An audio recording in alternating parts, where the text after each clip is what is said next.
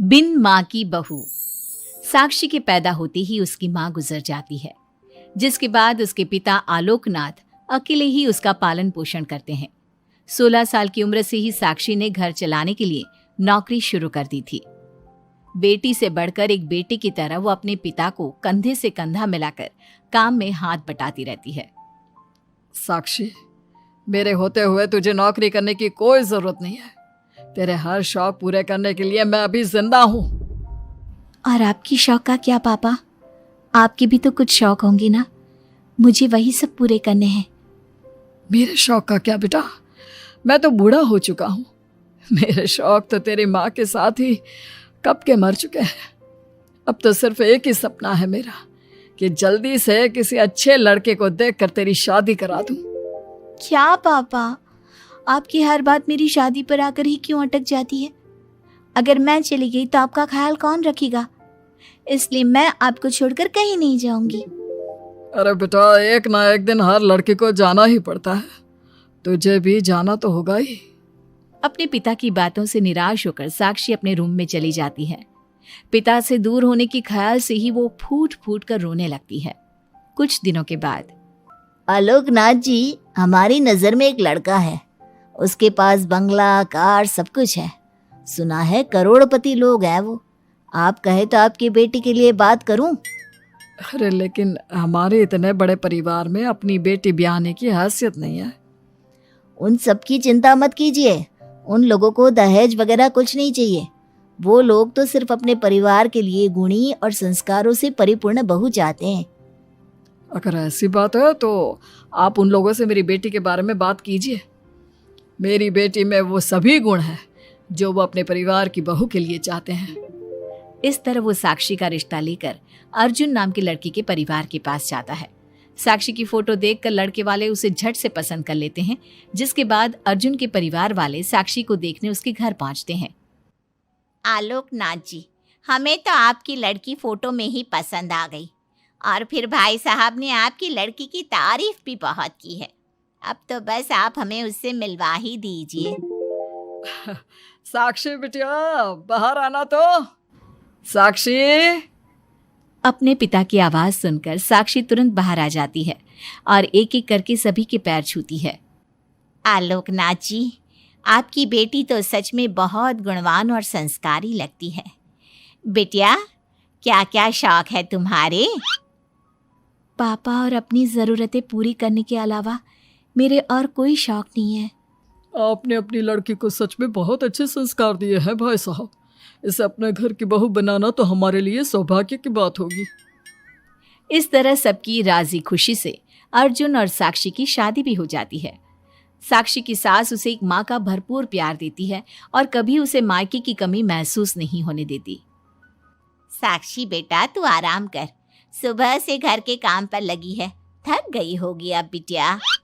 नहीं माँ, मैं ठीक हूँ, आप चिंता मत कीजिए। मैंने कहा ना, अपने रूम में जाकर आराम कर। अरे काम की टेंशन मत ले। अपनी सास की जिद के आगे हार मानकर साक्षी अपने रूम में चली जाती है। थोड़ी देर बाद उसका पति भी वहां पहुंच जाता है। साक्षी, तुमने मेरी रेड कलर की फाइल देखी क्या?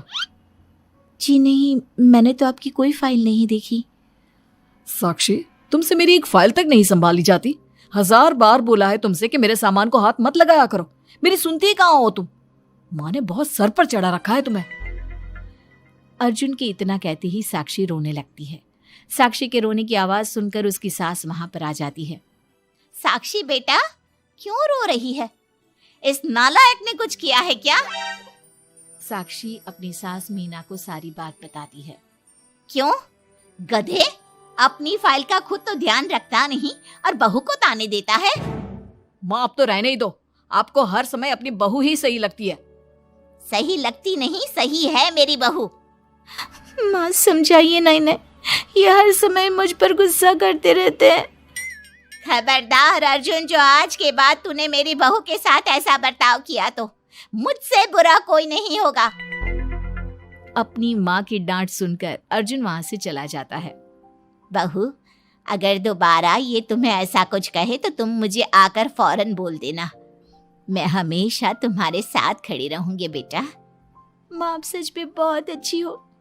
मुझे बचपन से लेकर आज तक कभी एक माँ का प्यार नहीं मिला, लेकिन जब से आप मुझे मिली हैं तब से मुझे माँ की कमी कभी महसूस नहीं हुई।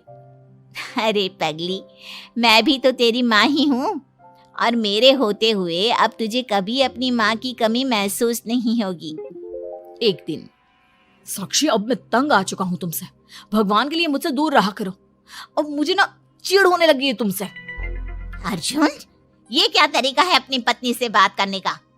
माँ प्लीज, आप रोज रोज इसकी पैरवी करने मत आया कीजिए। अरे क्या हुआ, सुबह सुबह तमाशा क्यों लगा रखा है? पापा, आपको पता है इस साक्षी की वजह से मेरा लैपटॉप खराब हो गया है। ऑफिस का पूरा डाटा इसी में था, और देखिए ना, इसने उसमें चाय गिरा दी। अब मैं अपने बॉस को क्या जवाब दूंगा? माँ मेरा यकीन कीजिए, मैंने जानबूझकर चाय नहीं गिराई। मैं तो इन्हें दे रही थी चाय, लेकिन इन्होंने ही ठीक से नहीं पकड़ी। अच्छा, तब इसमें भी मेरी ही गलती है। वाह साक्षी वाह। अर्जुन, तू बहू पर इतना क्यों भड़क रहा है?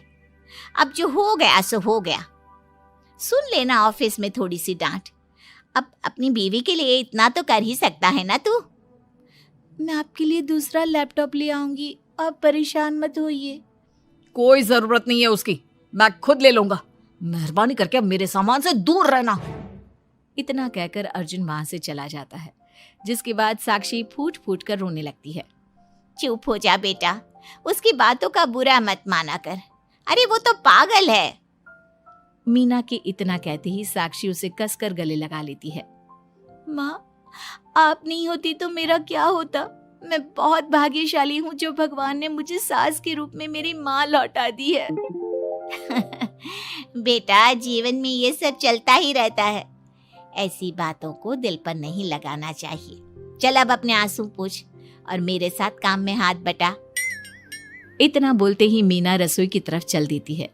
साक्षी भी अपनी सास के पीछे चल देती है और सभी बातों को भूलते हुए खुशी खुशी काम पर लग जाती है। मन ही मन साक्षी अपनी सास को हर जन्म में अपनी माँ के रूप में मांगने के लिए भगवान से प्रार्थना करती रहती है। ऐसे ही दिन बीतते रहते हैं। मीना हर समय ढाल बनकर अपनी बहू के लिए खड़ी रहती। तभी एक दिन पड़ोसी, मीना, तूने अपने बेटे के लिए यह कैसी बहू चुनी है जिसकी माँ उसके पैदा होते ही गुजर गई? अरे ये तो कुलक्षणी है। ऐसों के घर का तो पानी भी नहीं पीना चाहिए, और तूने उस घर से लड़की चुन ली। ये सब फालतू बातें हैं, ऐसा कुछ नहीं होता। मीना, तूने उस बिन माँ की बहू को बहुत सर पर चढ़ा कर रखा है। अभी भी वक्त है, संभाल ले उसे। कहीं ऐसा ना हो कि तेरे हाथों से फिसल जाए तेरी बहू। ये तुम लोग क्या बोल रही हो? मेरी बहू बाकी बहू जैसी नहीं है, वो तो कोहिनूर से भी कीमती है मेरे लिए। हमारा काम था तुझे समझाना। बहू को कभी भी बेटे से बढ़कर प्यार नहीं देना चाहिए, वरना उन्हें बिगड़ते देर नहीं लगती। और यहाँ तो तेरी बहू बिन माँ के पली बड़ी है। न जाने उसके बाप ने कैसे संस्कार दिए होंगे उसे। चुप करो तुम लोग, मैं अच्छे से समझती हूँ तुम लोग मुझे मेरी बहू के खिलाफ भड़काना चाहते हो। देख मीना, हम तेरी सहेलियां हैं, तुझे भड़काकर हमें कुछ नहीं मिलने वाला, लेकिन बहू को इतना सर पर चढ़ाना ठीक नहीं। हमारा काम तो सिर्फ तुझे आगाह करने का था, बाकी मानना न मानना तेरी मर्जी। चल मीना, अब हम लोग चलते हैं, तू अपना ध्यान रखियो। इतना बोलकर सभी लोग वहां से चले जाते हैं, जिसके बाद मीना घंटों तक सोच में डूब जाती है और अपने बहू के प्रति इतनी सारी बातें सुनकर कहीं ना कहीं उसके मन में भी साक्षी के लिए हीन भावना जन्म लेती है। तभी वहां पर साक्षी भी आ जाती है। माँ जी, ये लीजिए चाय। रख दे और जा। क्या हुआ माँ जी, आप कुछ उखड़ी उखड़ी सी लग रही हैं। कहाँ ना जाए यहाँ से, एक बार में तुझे सुनाई नहीं देता क्या? अपनी सास का बदला सा व्यवहार देख साक्षी तुरंत वहां से चली जाती है। अगले दिन, बहू, बहू, कहाँ चली गई? साक्षी! जी माँ जी। ये क्या, घर इतना गंदा कैसे हो रखा है? कभी हाथ पैर भी मार लिया कर इधर उधर, वैसे तो सारा दिन घर में नाचती रहती है। मैं अभी पूरा घर अच्छे से साफ कर देती हूँ माँ जी। एक हाथ में झाड़ू और दूसरे हाथ में बाल्टी लिए साक्षी चुपचाप घर के कामों में लग जाती है। शाम में, साक्षी, ऑफिस में मेरी कल बहुत जरूरी मीटिंग है, मेरे कुछ कपड़े प्रेस कर दो, मुझे कल जल्दी निकलना है। जी अभी कर देती हूँ। साक्षी अर्जुन के कपड़े प्रेस कर ही रही होती है, तभी उसके ससुर उसे आवाज लगा देते हैं, जिस पर वो भागते हुए उनके पास जाती है। और थोड़ी देर बाद जब रूम में आती है तो वो देखती है कि अर्जुन के कपड़े बुरी तरह से जल चुके थे। मैंने कहा था ना तुमसे कि कल ऑफिस के मीटिंग में मुझे यही कपड़े पहनने हैं, उसके बाद भी तुमने मेरे कपड़े जला दिए। मुझे माफ कर दीजिए, मुझसे गलती हो गई। ये कोई छोटी मोटी गलती नहीं है, समझ में आ रहा है तुम्हें? शोर की आवाज सुनकर अभय और मीना भी वहां पहुंच जाते हैं। क्या हुआ, तुम दोनों लड़ क्यों रहे हो? पापा देखिए ना, इसने मेरी नई शर्ट जला दी जो मैं कल मीटिंग में पहनने वाला था। बेटा उसे मैंने ही आवाज दी थी, इसलिए वो शायद जल्दबाजी में प्रेस का बटन बंद करना भूल गई होगी। पापा अब आप भी माँ की तरह इसका साथ दे रहे हैं। अर्जुन, इस बार तू सही है और बहू गलत। आखिर वो इतनी लापरवाह हो कैसे सकती है? माँ जी प्लीज मुझे माफ कर दीजिए। अब तुम्हारी सजा ये है कि अभी और इसी वक्त तुम मेरे बेटे के लिए हूबहू ऐसी ही शर्ट ढूंढ कर ले आओ। जाओ। तुम्हारा दिमाग खराब हो गया है क्या? इस समय कहाँ जाएगी हमारी बहू? और अब तो सारी दुकानें भी बंद होने वाली होंगी। अगर दुकानें बंद हो भी गई होंगी तो उसे खुलवाकर मेरे बेटे के लिए शर्ट लेकर आओ। माँ रहने दीजिए, इन सब की कोई जरूरत नहीं है। पापा ठीक कह रहे हैं, इस समय कहाँ जाएगी ये? मैं कोई दूसरा शर्ट पहन लेता हूँ। मैंने जो कह दिया सो कह दिया। अब गलती इसने की है तो सुधारना भी इसे ही पड़ेगा। जाकर शर्ट लेकर आओ।